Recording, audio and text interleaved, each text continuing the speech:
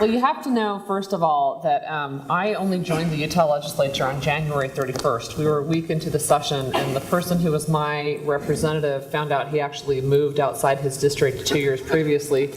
And so we had to have a special election, and I joined the legislature. I had been a political blogger before then and an activist, and so I was very, very involved with the Tea Party movement. So philosophically, I'm on the far right, actually. Although after this debate, I would say I'm not quite as far right as I thought I was. But one of the things that was really interesting to me is in Utah, we are a very conservative state politically. So we believe in free market principles, and we believe in limited government, and we believe in individual choice, accountability, those types of things. And so when we had this compact, certainly it was something that everybody on both sides of the immigration debate said, yeah, we agree with that. The implementation, however, was something that was quite different. And we split in the legislature quite vehemently, actually, along some interesting lines. There was no true delineation between this person is a more moderate Republican and this person's a more conservative Republican. We had some of our most conservative Republicans voted for what we call our guest worker bill, and some of them voted against. And so it was a process by which we were trying to figure out what's a workable solution for Utah. So we do have an enforcement bill in Utah that we passed this year, but we did it in conjunction with a guest worker provision. And some people don't like that nomenclature, and perhaps it'd be better called the Illegal Immigration Accountability Act. Because what we said in that act is that you must, if you are in our state illegally, we want you to come forward, you must register with the state, do biometric identification, so fingerprinting and facial recognition, so that we have that on file. And we want you to pay taxes, we want you to contribute, we want your employer to let us know where you are. If you disappear and you don't show up for work for X period of time, the employer will report you missing.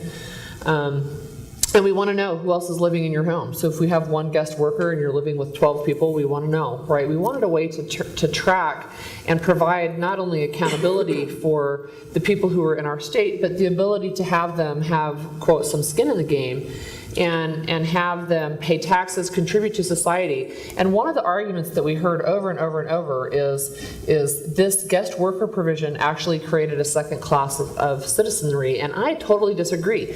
I think that maintaining the status quo is what perpetuates a second class, because they are a group of individuals who feel like they cannot call the police when a crime is committed, because they might be reported. And in fact, we've had several instances in Utah where there was a crime committed and the person who reported the crime was deported because they were here in the country illegally. We had a construction worker who fell on a job site and was critically injured, but they would not report it because they were afraid the people reporting would get deported, and he died. Or he might have been able to be saved had he gotten appropriate medical attention. So we have, I believe we already have a second class of citizenry, and one of the things that really started to bother me a lot was conversations that I would hear in gatherings that truly were racist, and that's very offensive. And if you talk to the people who oppose this type of accountability program, they'll tell you that they're not racist, and some of them are not, but some of them very much are. And so when we looked at this overall picture, one of the things we wanted to do was deal with enforcement, but we also wanted to deal with reality. And the reality is we already have a lot of people who have come to this country, who have come to our state. What do we do with those people? And when I started to talk to the proponents of the enforcement-only ideas, they would say these people will self-deport. If we just do enforcement, they'll just self-deport, everybody will go away. Look at Arizona, everybody left. And it is true that your business community has really been affected. But one of the things that I just kept pushing is tell me what is your solution for the people who are already here? And eventually what we'd get around to is round them up and ship them home. And I just said that's not acceptable. Okay, and number one, it's all moral reasoning aside, which is actually a good component, it's not fiscally responsible. It's not fiscally feasible. There's feedback, and I'm sorry about that. I'll try not to move. I don't think it's you. Okay, it's not I don't have a cell phone up here, so mine's back on the table. This is not limited government, and this is not fiscally feasible. How are we going to do this? What are you going to do? Door to door, and you start knocking on doors and asking people, show me your papers, and by the way, do your neighbors have papers? Tell me how we do this. In Utah, we had Topaz Mountains. We had a Japanese internment camp, during World War II, and so we already had that in our state's history, and people would say, are you going to reopen Topaz Mountain? And some people would say no, and some people would say yes. That's an appropriate thing that we should do. We should round them up and inter them, and then we can stick them on buses or whatever. And we are not a border state, like Natalie said. What would we do? Drive them to Arizona? And dump them here, and then what? Then we're going to guard our borders with machine guns? What are we going to do? And I started talking about, look, the path that you're trying to head down right now, you're talking about a DMZ. We're not going to go there.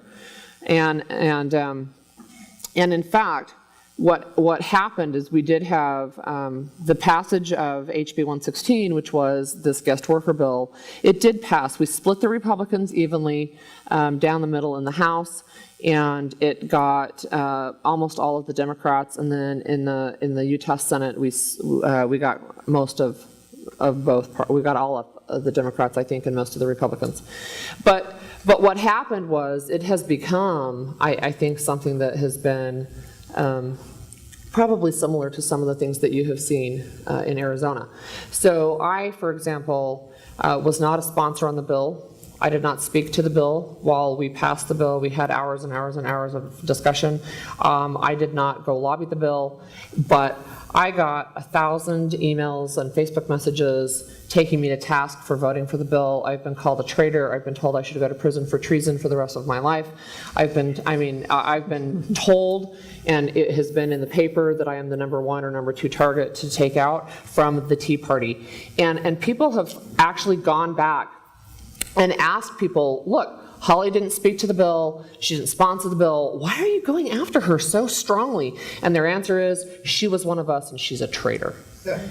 And, and the reality is, I've been willing to, kind of plant my flag and say, look, we need some reasonable solutions, and we need to be, I think, realistic in what we're looking at. And then I've been willing to talk about why I voted for HB 116, and it has made me a huge target. It really has. And I don't regret that. I don't regret that. Because at the end of the day, this is the best solution for what we've got right now. It is the best solution. Now, there were 2 reasons, actually, that I voted for 116. One of them is the reality factor. We have people who are living in our state. We are not going to round them up. We are not going to ship them home. Let's talk about the baby who came here at 6 months old and is now 23 years old. Has 2 kids, has been doing daycare out of her home. I was at a debate with people on the other side, legislators on the other side of this issue, and somebody from the audience said, what do you do with that person? And the person who was anti-116 said, you ship them home. And she said, well, home is Utah. This is where she's grown up her whole life. And he said, I don't care. She goes home. And if she wants to keep her family together, she takes her kids with her. And for me, I just go, that's ridiculous. And let me just tell you my personal background. I am an adoptive mom. My husband and I have a very large family, and we adopted kids internationally.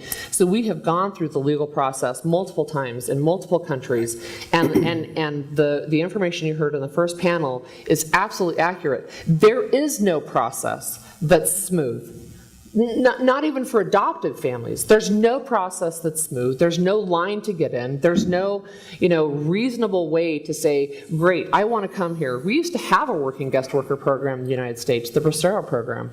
It ended when the labor union said they're taking our jobs and pushing down wages. Well, guess what? That's what they say in Utah.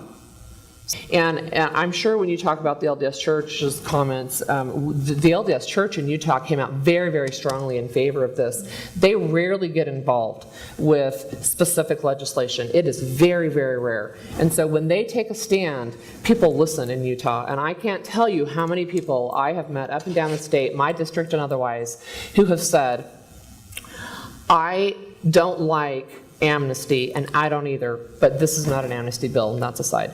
But they said, but when the church came out and said, we support this bill and the principles behind it, they said that's enough for me. I understand, maybe I don't understand, but I'm going to try and figure out why my church says this is a good thing.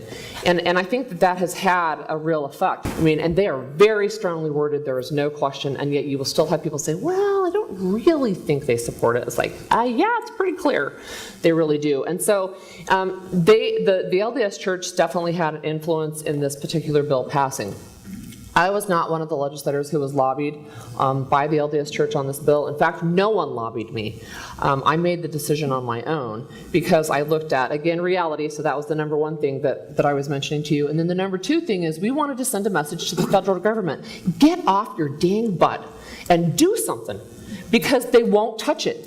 Now people will talk about entitlement reform. We'll talk about Medicaid, Social Security, Medicare. We'll talk about that now. It's no longer the third rail. What is? It's immigration. We will not talk about immigration policy in anything other than a soundbite for an election.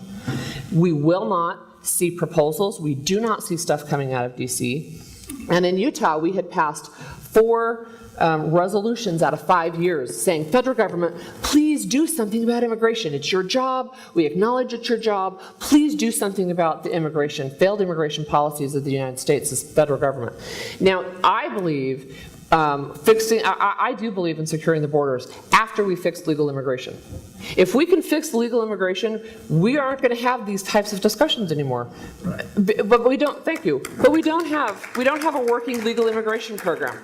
So the other component with why we passed this bill was to get the federal government's attention. We got our federal delegation's attention, and we got the federal government's attention. If we had passed another resolution, you know what would have happened. It would have been round filed. Thank you so much for submitting your letter to us. We really don't care, But when we passed a law that said Utah is going to take back its 10th Amendment right to sovereignty and deciding who we can employ in our state, and we do have a Supreme Court ruling. You guys know this in Arizona. We have a Supreme Court ruling that says states can decide what happens with employment in their state. Well, we've decided in Utah we want to allow people who came to the country illegally to be employed lawfully and above board.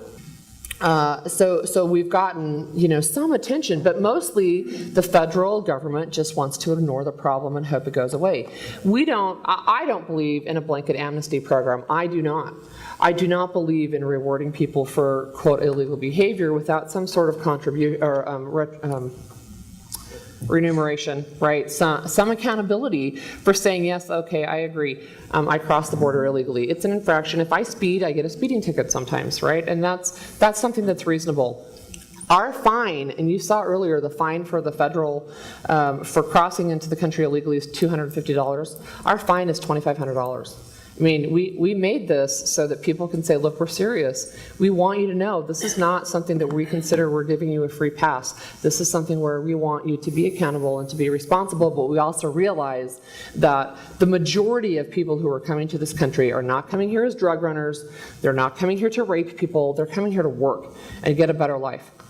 And some of the rhetoric that happens is every time there's a crime committed by an illegal immigrant, I have somebody who says to me, see, you love it when stuff like that happens. How ridiculous is that? Nobody loves it when stuff like that happens. We all want to be able to keep the criminal element out. Of course we do. But this particular bill doesn't have anything to do with the criminal element. In fact, we have the enforcement component that makes it stronger. That we're not going to go after the people committing civil infractions. We are going to go after the felonies.